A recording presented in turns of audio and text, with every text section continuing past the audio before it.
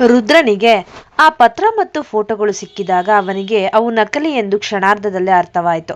ಆದರೆ ಪ್ರತಿ ಬಾರಿಯೂ ಸಾವಿತ್ರಿ ಮತ್ತು ಮಾಯಾ ಇದೇ ರೀತಿ ಆಯುಷಿಯ ಪವಿತ್ರತೆಯನ್ನು ಗುರಿಯಾಗಿಸಿಕೊಳ್ಳುತ್ತಿರುವುದು ಅವನಿಗೆ ಅಸಹನೀಯವಾಗಿಸಿತು. ಇವತ್ತು ಇವರಿಗೆ ಶಾಶ್ವತವಾಗಿ ಬುದ್ಧಿ ಕಲಿಸದಿದ್ದರೆ ನನ್ನ ಹೆಂಡತಿ ಈ ಹಳ್ಳಿಯಲ್ಲಿ ನೆಮ್ಮದಿಯಿಂದ ತಲೆ ಎತ್ತಿ ಬಾಳಲು ಸಾಧ್ಯವಿಲ್ಲ ಎಂದು ನಿರ್ಧರಿಸಿದ ರುದ್ರ ಒಂದು ಕಠಿಣವಾದ ನಾಟಕವಾಡಲು ಮುಂದಾದನು. ರುದ್ರ ಕೆಳಗಿಳಿದು ಬಂದು ಎಲ್ಲರ ಮುಂದೆ ಆ ಫೋಟೋಗಳನ್ನು ಎಸೆದಾಗ ಅವನ ಮುಖದಲ್ಲಿ ರೌದ್ರವತಾರವಿತ್ತು. ರುದ್ರ ಗಟ್ಟಿಯಾಗಿ, ಏನಿದು ಆಯುಷಿ, ಪಟ್ಟಣದ ವ್ಯಾಮೋಹ ಇನ್ನು ಬಿಟ್ಟಿಲ್ವಾ? ಈ ಮನೆಗೆ ಬಂದಿದ್ದು ಕೇವಲ ನನ್ನ ಆಸ್ತಿಗಾಗಿಯೇ? ನಿನ್ನ ಈ ನಕಲಿ ಮುಖವಾಡ ಇವತ್ತು ಕಳಚಿ ಬಿದ್ದಿದೆ. ಆಯುಷಿ ದಂಗಾಗಿ ಹೋದಳು.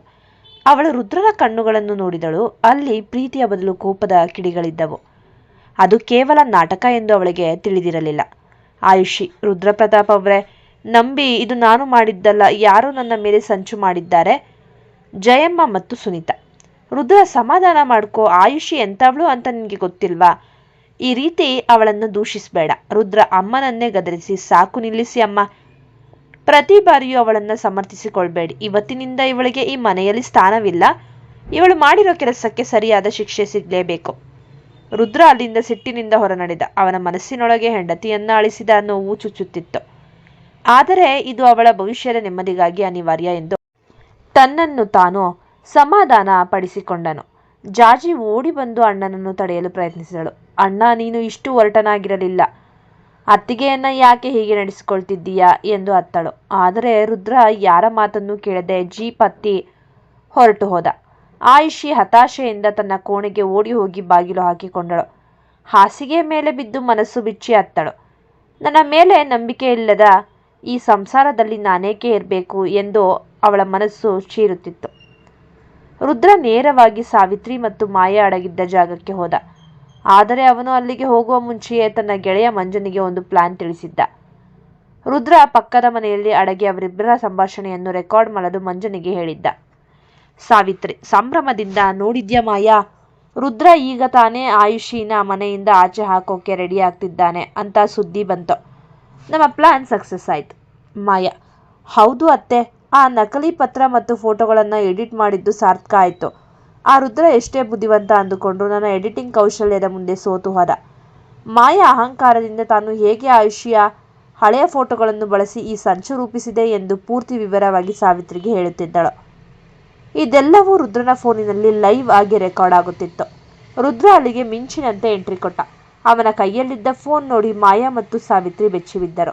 ರುದ್ರ, ತನ್ನ ಹೆಂಡತಿ ಮೇಲೆ ನಾನು ಸಂಶಯ ಪಟ್ಟೆ ಅಂತ ಅಂದುಕೊಂಡ್ರ? ಅವಳ ಕಣ್ಣೀರು ನನಗೆ ಗೊತ್ತು. ಈಗ ನಿಮ್ಮ ಈ ಪಾಪದ ಪುರಾಣ ಇಡೀ ಊರಿಗೆ ಕೇಳಿಸುವಂತೆ. ಮಾಯಾ, ನಿನ್ನ ಈ ಟೆಕ್ನಾಲಜಿಯನ್ನ ಇನ್ಮೇಲೆ ಜೈಲಿನಲ್ಲಿ ತೋರಿಸು. ಪೊಲೀಸರನ್ನು ಕರೆದುಕೊಂಡು ಮಂಜಾ ಅಲ್ಲಿಗೆ ಬಂದು ಮಾಯಾಳನ್ನು ವಂಚನೆ ಮತ್ತು ಮಾನಹಾನಿ ಕೇಸ್ ಅಡ್ಡಿಯಲ್ಲಿ ಅರೆಸ್ಟ್ ಮಾಡಿದರು. ಸಾವಿತ್ರಿ ಮತ್ತು ಲಲಿತಾಳಿಗೆ ಪೊಲೀಸರು ಕೊನೆಯ ಎಚ್ಚರಿಕೆ ನೀಡಿ ಇನ್ನು ಮುಂದೆ ಹಳ್ಳಿಯ ಹತ್ತಿರ ಸುಳಿಯದಂತೆ ಬರೆಸಿಕೊಂಡರು. ಮನೆಗೆ ಬಂದ ರುದ್ರ ನೇರವಾಗಿ ಆಯುಷಿಯ ಕೋಣೆಗೆ ಹೋದ. ಬಾಗಿಲು ತಟ್ಟಿ ಅವಳನ್ನು ಹೊರಗೆ ಕರೆದ. ಆಯುಷಿ ಕಣ್ಣುಗಳು ಹತ್ತು ಕೆಂಪಾಗಿದ್ದವು. ರುದ್ರ ಅವಳ ಮುಂದೆ ಬಂಡಿಯೂರಿ ಕುಳಿತ. ರುದ್ರ, ಆಯುಷಿ, ನನ್ನನ್ನು ಕ್ಷಮಿಸಿ ಬಿಡು. ನಿನ್ನನ್ನು ಅಳಿಸಿದ್ದು ನನಗೂ ನರಕದಂತೆ ಇತ್ತು.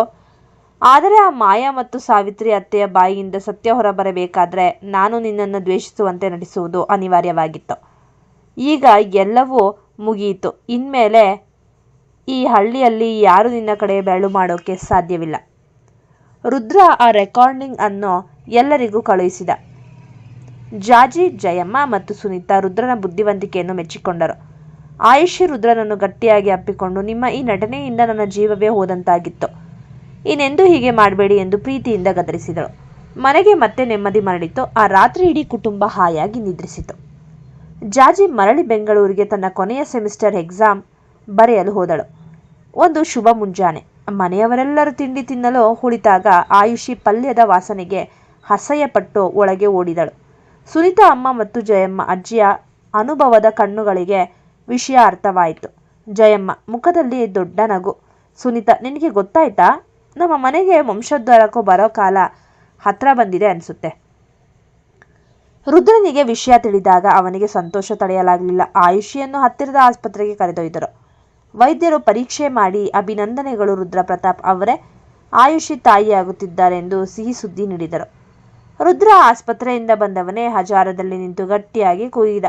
ರುದ್ರ, ಅಮ್ಮ, ಅಜ್ಜಿ, ನಾನು ಅಪ್ಪ ಆಗ್ತಿದ್ದೀನಿ. ಆಯುಷಿ ನಮಗೆ ಪುಟ್ಟ ಕಂದನನ್ನ ಕೊಡ್ತಿದ್ದಾಳೆ. ಇಡೀ ಮನೆಯಲ್ಲಿ ಸಂಭ್ರಮದ ಅಲೆ ಎದ್ದಿತ್ತು. ರಂಗೇಗೌಡರು ತಕ್ಷಣವೇ ದೇವಸ್ಥಾನಕ್ಕೆ ಹೋಗಿ ವಿಶೇಷ ಪೂಜೆ ಮಾಡಿಸಿದರು. ಸುಭಾಷ್ ಅವರು ಊರಿನವರಿಗೆಲ್ಲ ಸಿಹಿ ಹಂಚಿದರು. ಜಾಜಿ ಫೋನಿನಲ್ಲೇ ಖುಷಿಯಿಂದ ಕುಣಿಯುತ್ತಾ, ಅಬ್ಬಾ, ನಾನೀಗ ಅತ್ತೆ ಆದೆ. ಅತ್ತಿಗೆ ನಿನಗೆ ಏನು ಬೇಕು ಹೇಳೋ, ಇನ್ಮೇಲೆ ನೀನು ಈ ಮನೆಯ ರಾಣಿ. ಅಣ್ಣ ನಿನ್ನನ್ನು ಇನ್ನೂ ಎತ್ತಿಕೊಂಡೇ ಓಡಾಡ್ತಾನೆ ನೋಡು ಎಂದು ಹೇಳಿ ಸಂಭ್ರಮ ಪಟ್ಟಿದ್ದಳು. ರಾತ್ರಿ ರುದ್ರ ಮತ್ತು ಆಯುಷಿ ತೋಟದ ಕಟ್ಟೆಯ ಮೇಲೆ ಕುಳಿತಿದ್ದರು. ರುದ್ರ ಆಯುಷಿಯ ಹೊಟ್ಟೆಯ ಮೇಲೆ ಕೈ ಇಟ್ಟು ಪಿಸುಗುಟ್ಟಿದ್ದ. ರುದ್ರ, ನೋಡು ಆಯುಷಿ, ನಮ್ಮ ಜೀವನದಲ್ಲಿ ಎಷ್ಟೊಂದು ಏರಿತಗಳು ಬಂದವು. ಆದರೆ ಈಗ ಈ ಪುಟ್ಟ ಕಂದನ ಮೂಲಕ ದೇವರು ನಮಗೆ ದೊಡ್ಡ ಬಹುಮಾನ ಕೊಟ್ಟಿದ್ದಾನೆ.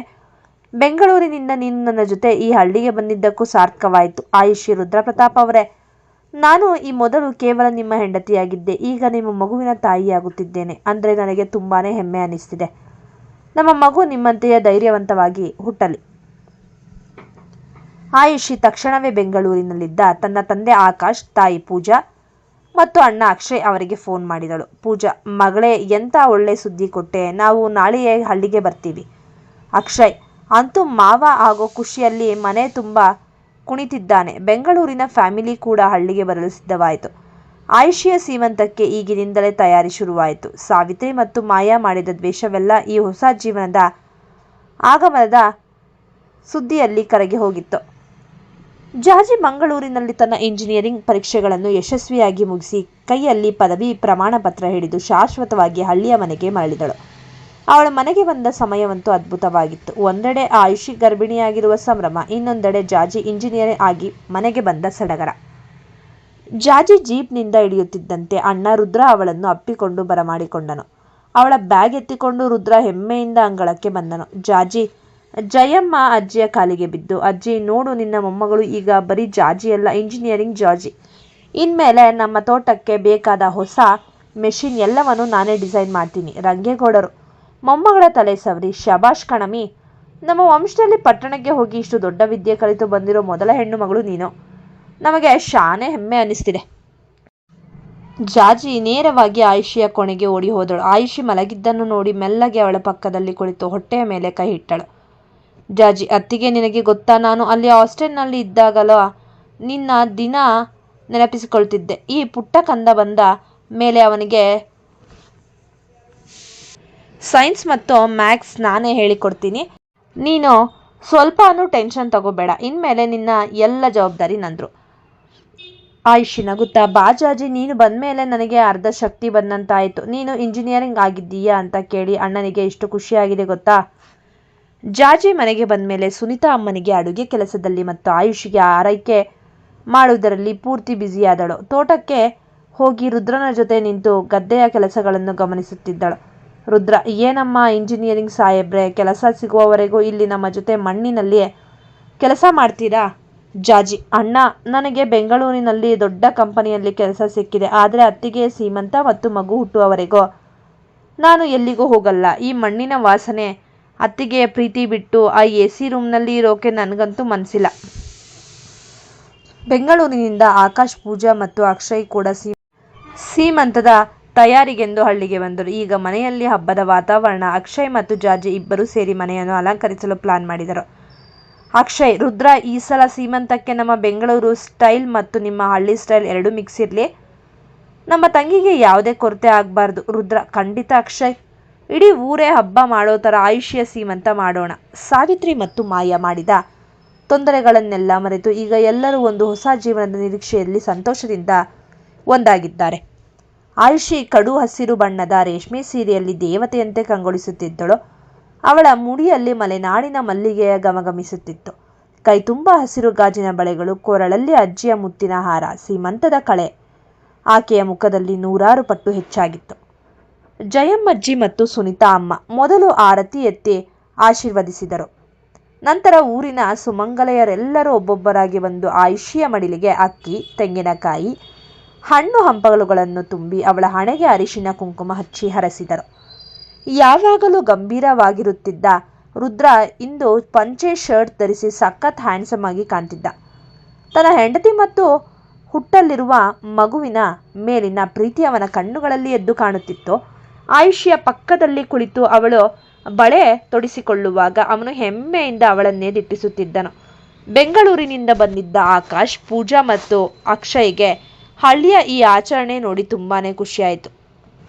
ಸೀಮಂತದ ನಿಮಿತ್ತ ಸುನೀತಾ ಅಮ್ಮ ವಿಧ ವಿಧವಾದ ಅಡುಗೆ ಮಾಡಿಸಿದ್ದರು. ಬೆಲ್ಲದ ಪಾಯಸ ಮತ್ತು ಹೋಳಿಗೆ, ಕಾಯಿ ಕಡುಬು ಆಯುಷಿಗೆ ಇಷ್ಟವೆಂದು ವಿಶೇಷವಾಗಿ ಮಾಡಿಸಿದ್ದು. ತರಹೇವರಿ ಪಲ್ಯ, ಚಿತ್ರಾನ್ನ ಮತ್ತು ಮೊಸರಾನ್ನ. ಸೀಮಂತದ ಶಾಸ್ತ್ರ ಮುಗಿಯುತ್ತಿದ್ದಂತೆ ಇಂಜಿನಿಯರಿಂಗ್ ಜಾಜಿ ಸುಮ್ಮನೆ ಕುಳಿತುಕೊಳ್ಳಿಲ್ಲ. ಅವಳು ಮತ್ತು ಅಕ್ಷಯ್ ಸೇರಿ ಸಣ್ಣದಾಗಿ ಮ್ಯೂಸಿಕ್ ಸಿಸ್ಟಮ್ ಹಾಕಿ ಹಳೆಯ ಜನಪದ ಹಾಡುಗಳನ್ನು ಹಾಡುತ್ತಾ ಮನೆಯವರೆಲ್ಲರನ್ನು ಕುಣಿಯುವಂತೆ ಮಾಡಿದರು. ಜಾಜಿ, ಅಣ್ಣ, ಇವತ್ತು ಅತ್ತಿಗೆ ಈ ಮನೆಯ ಮಹಾಲಕ್ಷ್ಮಿ ತರ ಕಾಣಿಸ್ತಿದ್ದಾರೆ. ಇನ್ಮೇಲೆ ಈ ಮನೆಯಲ್ಲಿ ಬರೀ ಮಗುವಿನ ನಗು ಕೇಳಿಸ್ಬೇಕು. ಅಕ್ಷಯ್, ಹೌದು ರುದ್ರ, ಬೆಂಗಳೂರಿನ ಗದ್ದಲಕ್ಕಿಂತ ಈ ಹಳ್ಳಿಯ ಸಂಪ್ರದಾಯದಲ್ಲಿ ನಿಜವಾದ ನೆಮ್ಮದಿ ಇದೆ. ನಮ್ಮ ತಂಗಿಯನ್ನು ಇಷ್ಟು ಪ್ರೀತಿಯಿಂದ ನೋಡಿಕೊಳ್ತಿರೋ ನಿಮ್ಮ ಫ್ಯಾಮಿಲಿಗೆ ಒಂದು ದೊಡ್ಡ ಸಲಾಂ. ಈ ಸಂಭ್ರಮದ ನಡುವೆ ಸಾವಿತ್ರಿ ಮತ್ತು ಮಾಯಾಳ ಕಾಟದ ನೆನಪು ಕೂಡ ಯಾರಿಗೂ ಬರಲಿಲ್ಲ. ಎಲ್ಲರ ಹಾರೈಕೆಗಳು ಆಯುಷಿ ಮತ್ತು ಅವಳ ಒಡಲಲ್ಲಿರುವ ಮಗುವಿನ ಮೇಲಿತ್ತು. ಸೀಮಂತದ ಅದ್ದೂರಿ ಸಂಭ್ರಮ ಮುಗಿದು 2 ದಿನಗಳು ಉರುಳಿದವು. ಈಗ ಬೆಂಗಳೂರಿನಿಂದ ಬಂದಿದ್ದ ಆಕಾಶ್, ಪೂಜಾ ಮತ್ತು ಅಕ್ಷಯ್ ವಾಪಸ್ ಹೊರಡುವ ಸಮಯ ಹತ್ತಿರವಾಗಿತ್ತು. ಮನೆಯ ತುಂಬಿದ್ದ ಗದ್ದಲ ಈಗ ಮೌನಕ್ಕೆ ಶರಣವಾಗುತ್ತಿತ್ತು. ಬೆಳಗ್ಗೆ ಜೀಪ್ ಸಿದ್ಧವಾಗಿ ನಿಂತಿತ್ತು. ಲಗೇಜ್ಗಳನ್ನು ಅಕ್ಷಯ್ ಜೀಪ್ಗೆ ಎತ್ತಿಡುತ್ತಿದ್ದರು. ಅವನ ಮುಖದಲ್ಲಿ ಮೊದಲಿನ ಉತ್ಸಾಹವಿರಲಿಲ್ಲ. ತನ್ನ ತಂಗಿಯನ್ನು ಈ ಸ್ಥಿತಿಯಲ್ಲಿ ಬಿಟ್ಟು ಹೋಗಲು ಅವನಿಗೆ ಮನಸ್ಸೇ ಇರಲಿಲ್ಲ. ಪೂಜಾ, ತಾಯಿ, ಆಯುಷಿಯ ಕೈ ಹಿಡಿದು ಕಣ್ಣೀರು ಹಾಕುತ್ತಾ, ಮಗಳೇ, ನಿನ್ನನ್ನು ಈ ಹಸಿರು ಸೀರೆಯಲ್ಲಿ ಇಷ್ಟು ಸಂತೋಷವಾಗಿ ನೋಡಿ ನನ್ನ ಜನ್ಮ ಸಾರ್ಥಕವಾಯಿತು. ಆದರೆ ನೀನು ಗರ್ಭಿಣಿ ಇರುವಾಗ ನಿನ್ನ ಜೊತೆ ಇರೋಕೆ ಆಗಲ್ವಲ್ಲ ಅನ್ನೋ ನೋವು ಕಾಡ್ತಿದೆ. ಸುನೀತಾ ಅಮ್ಮ ಮತ್ತು ಜಯಮ್ಮಜ್ಜಿ ನಿನ್ನನ್ನು ನನಗಿಂತ ಚೆನ್ನಾಗಿ ನೋಡ್ಕೋತಾರೆ ಅಂತ ಗೊತ್ತು. ಆದರೂ ಈ ತಾಯಿ ಮನಸ್ಸು. ಆಯುಷಿ ಅಮ್ಮನನ್ನು ಅಪ್ಪಿಕೊಂಡು, ಅಮ್ಮ ಅಳಬೇಡ, ನೋಡು ಇಲ್ಲಿ ಎಲ್ಲರೂ ನನ್ನನ್ನು ಕಣ್ಣಲ್ಲಿ ಕಣ್ಣಿಟ್ಟು ನೋಡ್ಕೊಳ್ತಿದ್ದಾರೆ. ರುದ್ರಪ್ರತಾಪ್ ಅವರಂತೂ ನನಗಿಂತ ಹೆಚ್ಚಾಗಿ ನನ್ನ ಮಗುವಿನ ಬಗ್ಗೆ ಕಾಳಜಿ ಮಾಡ್ತಿದ್ದಾರೆ. ನೀವು ಧೈರ್ಯವಾಗಿ ಹೋಗಿ ಬನ್ನಿ. ಆಯುಷಿಯ ತಂದೆ ಆಕಾಶ್ ರುದ್ರನ ಹತ್ತಿರ ಬಂದು ಅವನ ಭುಜದ ಮೇಲೆ ಕೈ ಇಟ್ಟರು. ಆಕಾಶ್, ರುದ್ರ, ನಾವು ಹಳ್ಳಿಯವರನ್ನ ಸ್ವಲ್ಪ ಒರಟು ಅಂತ ಅಂದುಕೊಂಡಿದ್ವಿ. ಆದರೆ ನಿಮ್ಮ ಪ್ರೀತಿ ಮತ್ತು ಈ ಸಂಪ್ರದಾಯದ ಮುಂದೆ ನಮ್ಮ ಪಟ್ಟಣದ ಐಷಾರಾಮಿ ಬದುಕು ಶೂನ್ಯ ಅನಿಸುತ್ತದೆ. ನನ್ನ ಮಗಳ ಜೀವನವನ್ನು ನೀನು ಬಂಗಾರ ಮಾಡ್ತಿದ್ದೀಯ. ಅವಳನ್ನ ನಿನ್ನ ಜವಾಬ್ದಾರಿಗೆ ಒಪ್ಪಿಸಿ ನಾನು ನೆಮ್ಮದಿಯಿಂದ ಹೋಗ್ತೀನಿ. ರುದ್ರ ಗೌರವದಿಂದ ಬಾಗಿ, ಮಾವಯ್ಯ, ಆಯುಷಿ ಈ ಮನೆಯ ಮಗಳು ಮಾತ್ರವಲ್ಲ, ಅವಳು ತನ್ನ ಉಸಿರು. ಅವಳಿಗೆ ಒಂದು ಸಣ್ಣ ನೋವಾಗೋಕ್ಕೂ ನಾನು ಬಿಡಲ್ಲ. ನೀವು ನಿಶ್ಚಿಂತೆಯಾಗಿರಿ. ಮಗು ಹುಟ್ಟೋ ಸಮಯಕ್ಕೆ ನಾನೇ ಫೋನ್ ಮಾಡ್ತೀನಿ. ಭಾವನಾತ್ಮಕ ವಾತಾವರಣವನ್ನು ತಿಳಿಗೊಳಿಸಲು ಅಕ್ಷಯ್ ಜಾಜಿಯ ಕಾಲೆಳೆದ. ಅಕ್ಷಯ್, ನೋಡು ಜಾಜಿ, ಇಂಜಿನಿಯರ್ ಸಾಹೇಬ್ರೆ, ನಾನು ಇಲ್ಲದಿದ್ದಾಗ ಅತ್ತಿಗೆಯನ್ನು ಚೆನ್ನಾಗಿ ನೋಡ್ಕೋ. ಅವಳಿಗೆ ಏನಾದರೂ ತೊಂದರೆ ಆದರೆ ಬೆಂಗಳೂರಿಂದ ವಾಪಸ್ ಬಂದು ನಿನ್ನ ಇಂಜಿನಿಯರಿಂಗ್ ಡಿಗ್ರಿ ಕಿತ್ಕೊಂತೀನಿ, ಹುಷಾರ್. ಜಾಜಿ ನಗುತ್ತಾ, ಅದಕ್ಕೆ ಚಾನ್ಸೇ ಇಲ್ಲ ಅಕ್ಷಯಣ್ಣ. ನಾನು ಮತ್ತು ಅಣ್ಣ ಇರುವವರೆಗೂ ಅಕ್ಕನಿಗೆ ಯಾವುದೇ ಕೊರತೆ ಆಗಲ್ಲ. ನೀವು ಹೋಗಿ ಬೇಗ ಒಂದು ಒಳ್ಳೆ ಹುಡುಗಿನ ನೋಡಿ ಮದುವೆ ಆಗಿ. ಅಷ್ಟರಲ್ಲಿ ನಮ್ಮ ಮನೆಗೆ ಪುಟ್ಟ ಕಂದ ಬಂದಿರುತ್ತಾನೆ. ಎಲ್ಲರೂ ಜೀಪ್ ಹತ್ತಿ ಕುಳಿತಿರೋ. ಜೀಪ್ ಚಲಿಸಲು ಶುರು ಮಾಡಿದಾಗ ಆಯುಷಿ ರಸ್ತೆಯ ಕೊನೆಯವರೆಗೂ ಕೈ ಬೀಸುತ್ತಾ ನಿಂತಿದ್ದಳು. ಅವಳ ಕಣ್ಣಿನಲ್ಲಿ ನೀರಿತ್ತು, ಆದರೆ ಮನಸ್ಸಿನಲ್ಲಿ ತನ್ನ ಗಂಡನ ಮನೆಯವರ ಮೇಲಿರುವ ಅಪಾರವಾದ ನಂಬಿಕೆ ಮತ್ತು ಪ್ರೀತಿ ಇತ್ತು. ರುದ್ರ ಮೆಲ್ಲನೆ ಆಯುಷಿಯ ಹೆಗಲ ಮೇಲೆ ಕೈ ಇಟ್ಟು ಅವಳನ್ನು ಒಳಗೆ ಕರೆದುಕೊಂಡು ಹೋದನು. ಬೇಸರ ಮಾಡ್ಕೋಬೇಡ ಆಯುಷಿ, ಅವರು ಹೋದ್ರು ನಾವೆಲ್ಲ ನಿನ್ನ ಜೊತೆ ಇದ್ದೀವಿ ಎಂದು ಸಮಾಧಾನ ಪಡಿಸಿದನು. ಸೀಮಂತದ ಸಂಭ್ರಮದ ಮುಗಿದ ಮೇಲೆ ಆಯುಷಿ ಈಗ 7 ತಿಂಗಳು ತುಂಬುವ ಗರ್ಭಿಣಿ. ಸೀಮಂತ ಮುಗಿಸಿ ಪೋಷಕರು ಬೆಂಗಳೂರಿಗೆ ಹೋದ ಮೇಲೆ ಮನೆಯಲ್ಲಿ ಆಯುಷಿಯ ಬಗ್ಗೆ ಕಾಳಜಿ ಇನ್ನೂ ಹೆಚ್ಚಾಯಿತು. ಜಯಮ್ಮಜ್ಜಿ ಮತ್ತು ಸುನೀತಾ ಅಮ್ಮ ಅವಳಿಗೆ ಒಂದು ಸಣ್ಣ ಕೆಲಸವನ್ನು ಮಾಡಲು ಬಿಡುತ್ತಿರಲಿಲ್ಲ. ಜಯಮ್ಮ, ಆಯುಷಿ ಮಗಳೇ, ಇನ್ಮೇಲೆ ನೀನು ಅತಿ ಹೆಚ್ಚು ಮೆಟ್ಟಿಲು ಹತ್ತಬಾರ್ದು. ಈ 7ನೇ ತಿಂಗಳಿಂದ ಮಗು ಬೆಳವಣಿಗೆ ವೇಗವಾಗಿ ಇರುತ್ತೆ. ನೀನು ಎಷ್ಟು ಖುಷಿಯಾಗಿ ಇರ್ತೀಯೋ ಮಗು ಅಷ್ಟೇ ಆರೋಗ್ಯವಾಗಿ ಹುಟ್ಟುತ್ತೆ. ಸುನೀತಾ, ಹೌದು ಮಗಳೇ, ನಿನಗೆ ಬೇಕಾದ ಹಣ್ಣು ಹಂಪಲು ಡ್ರೈ ಫ್ರೂಟ್ಸ್ ಎಲ್ಲವನ್ನು ರುದ್ರ ತರಿಸಿದ್ದಾನೆ. ಸಮಯಕ್ಕೆ ಸರಿಯಾಗಿ ಊಟ ಮಾಡು. ರುದ್ರನಂತೂ ಪೂರ್ತಿ ಬದಲಾಗಿ ಹೋಗಿದ್ದನು. ಬೆಳಿಗ್ಗೆ ತೋಟಕ್ಕೆ ಹೋಗುವ ಮುನ್ನ ಆಯುಷಿಗೆ ಹಾಲು ಕೊಟ್ಟು ಅವಳಿಗೆ ಬೇಕಾದ ಪುಸ್ತಕಗಳನ್ನು ತಂದುಕೊಟ್ಟು ಹೋಗುತ್ತಿದ್ದನು. ರಾತ್ರಿ ತಡವಾದರೂ ಅವಳ ಕಾಲು ಒತ್ತಿ ಬಿಡುತ್ತಿದ್ದನು. ರುದ್ರ, ಆಯುಷಿ, ಇನ್ನು 3 ತಿಂಗಳು ಮಾತ್ರ ಬಾಕಿ ಇದೆ. ಏನಾದರೂ ನೋವು ಅಥವಾ ಅಸ್ವಸ್ಥತೆ ಅನಿಸಿದರೆ ತಕ್ಷಣ ನನಗೆ ಫೋನ್ ಮಾಡು. ನಾನು ಎಲ್ಲೇ ಇದ್ರೂ 10 ನಿಮಿಷದಲ್ಲಿ ಮನೆಗೆ ಬರ್ತೀನಿ. ಆಯುಷಿ ನಗುತ್ತಾ, ರುದ್ರಪ್ರತಾಪ್ ಅವರೇ, ನೀವು ಇಷ್ಟೊಂದು ಟೆನ್ಷನ್ ತಗೊಂಡ್ರೆ ಹೇಗೆ? ಅತ್ತೆ ಮತ್ತು ಅಜ್ಜಿ ನನ್ನನ್ನು ಚೆನ್ನಾಗಿ ನೋಡ್ಕೋತಿದ್ದಾರೆ. ನಿಮ್ಮ ಕೆಲಸದ ಕಡೆ ಗಮನ ಕೊಡಿ. ನಮ್ಮ ಇಂಜಿನಿಯರ್ ಜಾಜಿ ಸುಮ್ಮನೆ ಕೂರ್ಬೇಕಲ್ಲ. ಅವಳು ಆಯುಷ್ಯ ಕೋಣೆಯನ್ನು ಮಗುವಿಗಾಗಿ ಸಿದ್ಧಪಡಿಸಲು ಶುರು ಮಾಡಿದಳು. ಜಾಜಿ ಅಣ್ಣ, ಅತ್ತಿಗೆಯ ರೂಮ್ನಲ್ಲಿ ಈ ಹಳೆಯ ಕಪಾಟು ಬೇಡ. ನಾನು ಹೊಸದಾಗಿ ಒಂದು ಬೇಬಿ ಕಾಟ್ ಡಿಸೈನ್ ಮಾಡಿದ್ದೀನಿ. ಅದಕ್ಕೆ ಕಲರ್ಫುಲ್ ಲೈಟ್ಸ್ ಮತ್ತು ಆಟಿಕೆಗಳನ್ನು ಹಾಕ್ತಿದ್ದೀನಿ. ನಮ್ಮ ಮನೆಗೆ ಬರೋ ಪುಟ್ಟ ಕಂದನಿಗೆ ಹಳ್ಳಿಯ ಗಾಳಿ ಮತ್ತು ಮಾಡರ್ನ್ ಸೌಲಭ್ಯ ಎರಡೂ ಸಿಗಬೇಕು. ರುದ್ರ ಜಾಜಿಯ ಉತ್ಸಾಹ ನೋಡಿ ನಗುತ್ತಾ ಅವಳಿಗೆ ಬೇಕಾದ ಸಾಮಾನುಗಳನ್ನು ತರಿಸಿಕೊಟ್ಟನು. ಒಂದು ದಿನ ರಾತ್ರಿ ಹಾಲಿನ ಬೆಳಕಿನಲ್ಲಿ ರುದ್ರ ಮತ್ತು ಆಯುಷಿ ಅಂಗಳದಲ್ಲಿ ಕುಳಿತಿದ್ದರು. ಆಯುಷಿ, ನೋಡಿ ರುದ್ರಪ್ರತಾಪ್ ಅವರೇ, ಬೆಂಗಳೂರಿನಲ್ಲಿ ಇದ್ದಾಗ ನಾನು ಜೀವನ ಅಂದರೆ ಬರೀ ಕೆಲಸ ಮತ್ತು ಗದ್ದಲ ಅಂದ್ಕೊಂಡಿದ್ದೆ. ಆದರೆ ಈ 7 ತಿಂಗಳಲ್ಲಿ ನಿಮ್ಮ ಪ್ರೀತಿ, ಈ ಮನೆಯ ಮಮತೆ ನೋಡಿದ ಮೇಲೆ ನನಗೆ ಬದುಕಿನ ನಿಜವಾದ ಅರ್ಥ ತಿಳಿಯಿತು. ನಮ್ಮ ಮಗು ಕೂಡ ಈ ಮಣ್ಣಿನ ಗುಣವನ್ನೇ ಬೆಳೆಸಿಕೊಳ್ಳಲಿ. ರುದ್ರ ಆಯುಷಿಯ ಕೈ ಹಿಡಿದು ಭರವಸೆಯ ನಗು ಬೀರಿದನು. ಇಡೀ ಮನೆ ಈಗ ಆ ಪುಟ್ಟ ಪಾದಗಳ ಸದ್ದಿಗಾಗಿ ಕಾತುರದಿಂದ ಕಾಯುತ್ತಿದೆ. ಈ ಕಥೆಯನ್ನು ವೀಕ್ಷಿಸಿದ ನಂತರ ದಯಮಾಡಿ ನಮಗೆ ಸಬ್ಸ್ಕ್ರೈಬ್ ಮಾಡಿ. ಇನ್ನೂ ನೆಚ್ಚಿನ ಹೊಸ ಕಥೆಗಳ ಬರವಣಿಗೆಗಾಗಿ ನಮಗೆ ಪ್ರೋತ್ಸಾಹ ಸಿಗುತ್ತದೆ. ಧನ್ಯವಾದಗಳು.